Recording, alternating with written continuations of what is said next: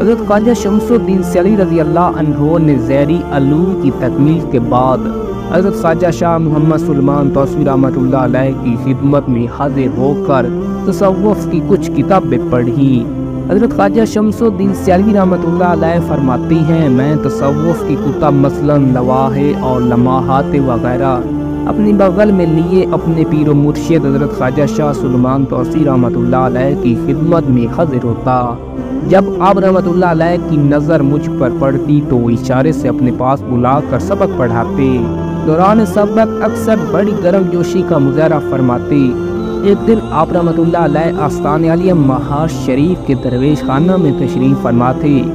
آپ کے ارد گرد عوام و خاص کا ایک ہجوم تھا، ایسی حالت ہے کہ جس میں آپ کو فراغت نہ تھی۔ اپنے ہاتھ کے اشارے سے مجھے قریب بلایا۔ میں فی الفور آپ رحمۃ اللہ علیہ کے قریب ہوا اور آپ کے سامنے کتاب کھولی اور سبق پڑھا۔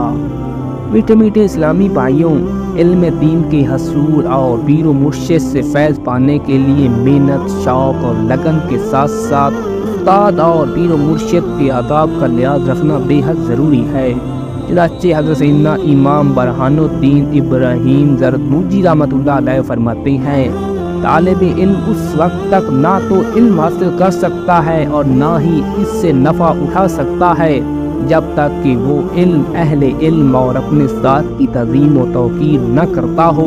کسی نے کہا کہ جس نے جو کچھ پایا ادب و احترام کرنے کے سبب ہی سے پایا، اور جس نے جو کچھ کھویا وہ ادب و احترام نہ کرنے کے سبب ہی سے کھویا۔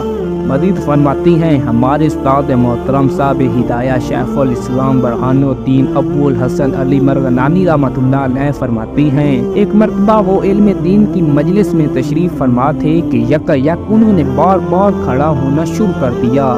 لوگوں نے ان سے آپ رحمۃ اللہ علیہ کی وجہ پوچھی تو آپ رحمۃ اللہ علیہ نے فرمایا کہ میرے استاد محترم کا صاحبزادہ بچوں کے ساتھ گلی میں کھیل رہا تھا، کبھی کبھی کھیلتا ہوا وہ مسجد کی طرف آ نکلتا، بس جب میری نظر ان پر پڑتی تو میں اپنے استاد کی تعظیم میں ان کی تعظیم کے لیے کھڑا ہو جاتا۔